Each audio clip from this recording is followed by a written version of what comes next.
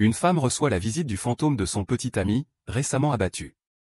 Il l'avertit que ses meurtriers vont bientôt s'en prendre à elle aussi, mais s'il collabore, elle pourra venger sa mort et les envoyer derrière les barreaux. Le film remonte ensuite à quelques semaines plus tôt, où l'on découvre nos protagonistes. Sam Weat, un banquier ambitieux, et Molly Jensen, une talentueuse potière, forment un jeune couple. Ils paient tout et elle sait comment manier l'argile.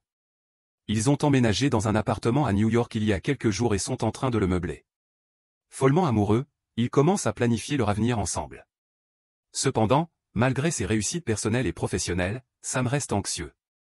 Il confie que chaque fois qu'il lui arrive quelque chose de bien, il a peur de le perdre. Molly le rassure en lui disant que tout ira bien et qu'elle l'aime.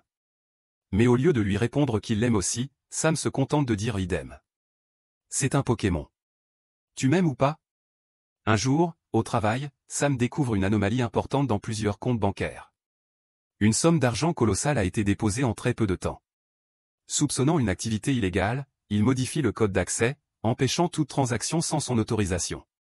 Il confie aussi cette information à son ami et collègue, Carl Brunet. Ce soir-là, Sam et Molly rentrent chez eux après avoir assisté à une représentation de Macbeth dans un théâtre local.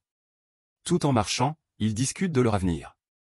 Molly se plaint du fait que Sam ne lui dit jamais clairement qu'il l'aime.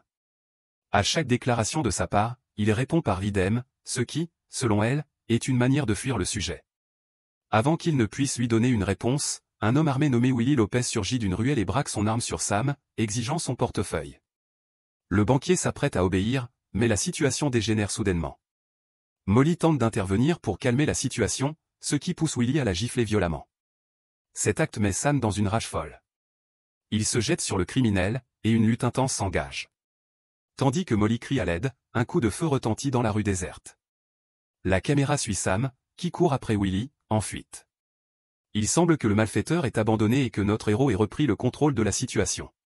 Cependant, lorsqu'il revient sur les lieux, il assiste à une scène terrifiante, Molly est en larmes, agenouillée sur son propre corps sans vie. Sam est bouleversé par ce qu'il voit. Il tente de se toucher le visage, mais ses mains traversent son corps. Deux passants le traversent comme s'il était fait d'air.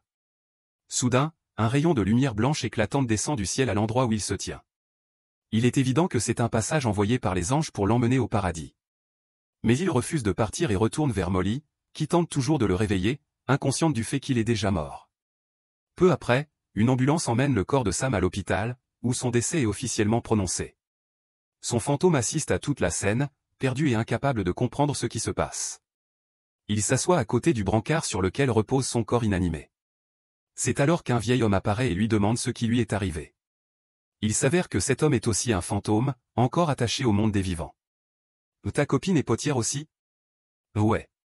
Tu n'arrives pas non plus à te remettre de l'histoire du poisson, hein? Non, je sais, mon pote. Sam est tellement choqué par les récents événements qu'il est incapable de parler. Le vieil homme comprend alors que le jeune homme est en train de lutter pour accepter ce qui lui arrive et tente de le rassurer en lui disant que tout va bientôt lui sembler normal. Les deux fantômes s'installent en silence et observent les médecins tenter de sauver un patient en arrêt cardiaque dans la salle voisine. Peu après, un rayon de lumière blanche apparaît au-dessus de la table d'opération. L'âme du patient quitte alors son corps et s'élève dans la lumière. C'est à cet instant que Sam comprend enfin qu'il est devenu un fantôme. Après avoir accepté sa mort, il commence à errer dans son appartement. Les jours passent, et il constate que Molly est totalement dévastée. Elle parle toute seule, n'arrive plus à se concentrer sur son travail et éclate en sanglots de temps à autre.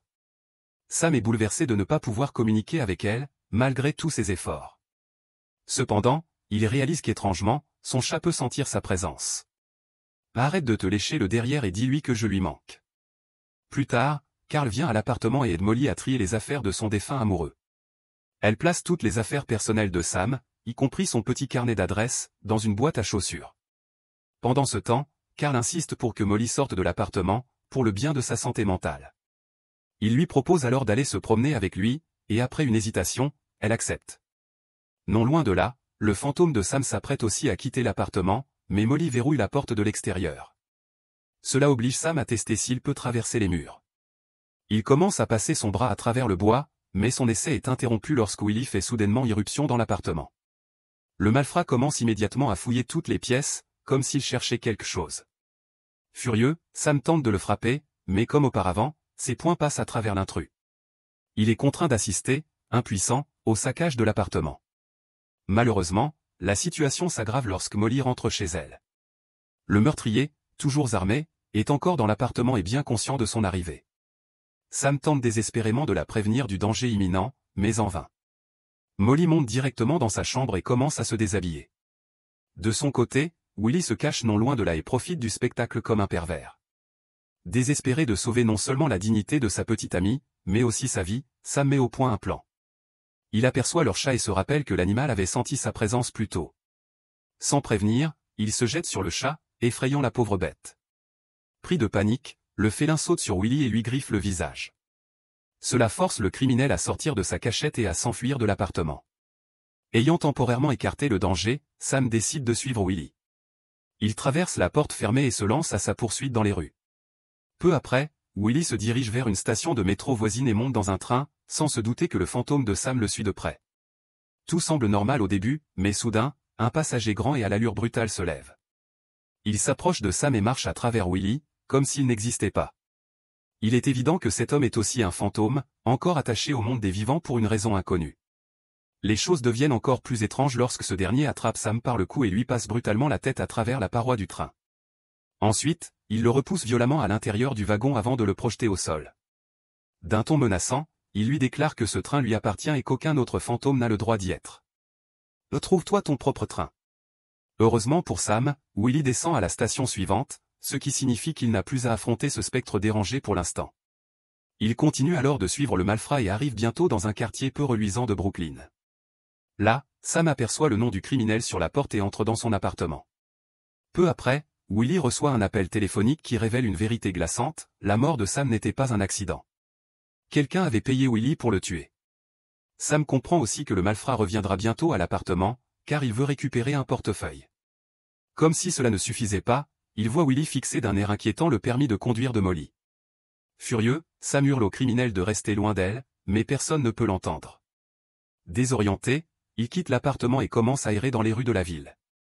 Désespéré, il cherche de l'aide lorsqu'il tombe sur un étrange bureau. Une enseigne publicitaire indique le nom d'Odame Brown, une escroc locale qui prétend être médium et aider les gens à communiquer avec leurs proches disparus. Sam entre dans le bureau et voit Odame en train de simuler ses pouvoirs devant une vieille dame endeuillée. Peu impressionné, il la critique ouvertement pour son escroquerie. D'abord, Odame ignore sa voix, pensant que ce n'est qu'une illusion. Mais Sam continue de faire des commentaires sur son travail, ce qui finit par l'agacer. Mais qui est en train de parler? Choqué, Sam réalise qu'elle peut l'entendre. Il répète alors son nom plusieurs fois. Terrifié, Odame recule brusquement et se réfugie dans une autre pièce. Lorsque ses assistantes lui demandent ce qui se passe, elle crie simplement. Sam Weat. La scène change brusquement. Plus tard, Odame a accepté qu'elle puisse entendre samedi. Ce dernier lui explique sa situation et lui demande de l'aide pour sauver Molly. Au début, Odame refuse, convaincu que Molly ne la croira pas. Mais Sam la force à coopérer en chantant une chanson agaçante sans interruption pendant plusieurs heures. J'ai dit ce que j'avais à dire, je préfère être célèbre à la place. Le lendemain, Odame se rend à l'ancien appartement de samedi. Elle tente d'aller droit au but en informant immédiatement Molly qu'elle est en danger. Bien sûr, Molly ne la croit pas et refuse d'écouter davantage. Mais Odame parvient à prouver sa crédibilité en révélant des détails sur Molly que seul Sam connaissait. Finalement, les deux femmes engagent une véritable conversation, et Odame avoue qu'elle peut parler avec le fantôme de Sam. Elle lui transmet toutes les informations qu'il lui a données et la supplie même d'aller voir la police pour signaler un criminel nommé Willie Lopez. Plus tard dans la soirée, Molly partage cette nouvelle avec Carl, mais il reste sceptique. Il sous-entend qu'Odame est une arnaqueuse qui profite de son chagrin et propose d'enquêter lui-même sur l'affaire. Carl se rend alors à Brooklyn, ignorant que le fantôme de Sam le suit de près. Ils arrivent finalement à l'appartement de Willie, où Sam fait une découverte dévastatrice, Carl est impliqué dans un réseau de blanchiment d'argent à la banque. C'est lui qui avait engagé Willie pour tuer Sam afin de récupérer ses codes de sécurité. Tout cela avait été orchestré pour que Carl puisse transférer l'argent de leur banque vers un compte offshore. Horrifié, Sam hurle de trahison à son ancien ami, mais ce dernier ne peut pas l'entendre. Pendant ce temps, Molly parle à la police de ses soupçons concernant un certain Willie Lopez, mais les agents ne la prennent pas au sérieux. Au lieu de cela, il lui révèle qu'Odame est une escroc bien connue avec un lourd casier judiciaire, alors que Willie Lopez n'a aucun antécédent. Désespéré de protéger Molly d'un nouveau danger, Sam se rend à la station de métro voisine. Il y retrouve le fantôme agressif et engage une conversation avec lui. Lors de leur première rencontre, Sam l'avait vu déplacer un journal. Désormais, il veut apprendre à déplacer des objets solides de la même manière. Je ne peux pas faire ça. Le journal était un fantôme lui aussi.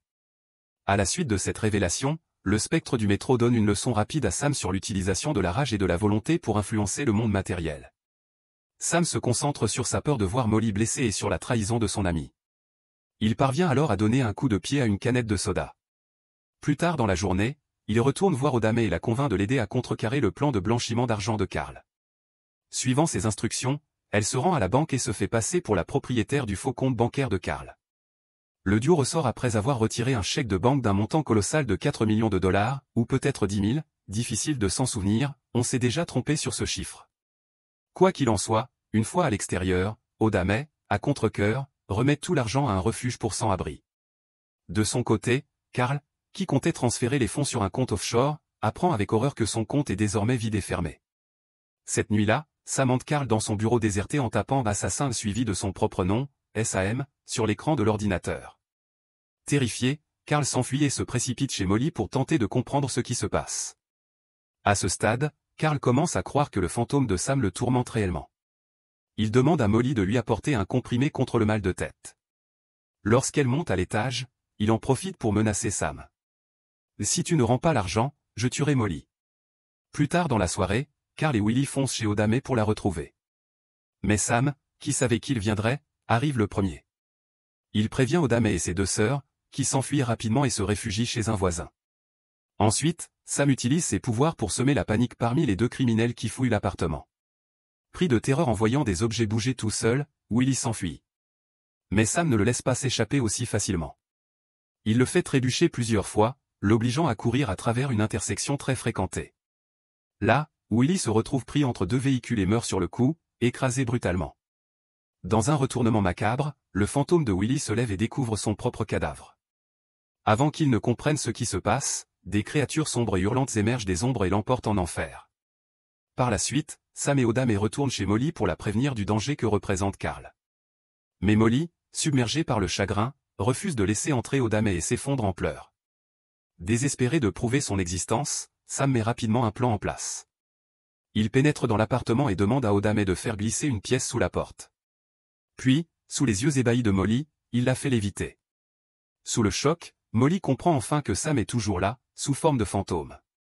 Elle laisse alors Odame entrer et elles appellent immédiatement la police.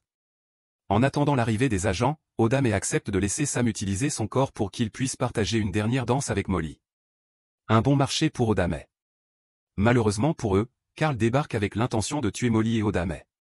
Les deux femmes prennent la fuite, tandis que Sam, affaibli après avoir dépensé trop d'énergie en possédant Odame, ne peut intervenir immédiatement. Pendant ce temps, Carl poursuit Molly et Odame jusque dans une réserve. Il finit par attraper Odame et menace de la tuer. Mais Molly intervient à temps et parvient à l'arrêter suffisamment longtemps pour qu'Odame s'échappe. Fou de rage, Carl saisit Molly et la braque avec son arme, exigeant de récupérer l'argent.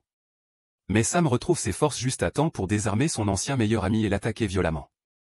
Paniqué, Carl tente de s'enfuir par une fenêtre et lance un crochet d'échafaudage en direction de Samedi. Mais l'outil revient en arrière et brise la vitre supérieure. Malheureusement pour Carl, un énorme éclat de verre glisse et l'empale mortellement avant qu'il ne puisse s'échapper.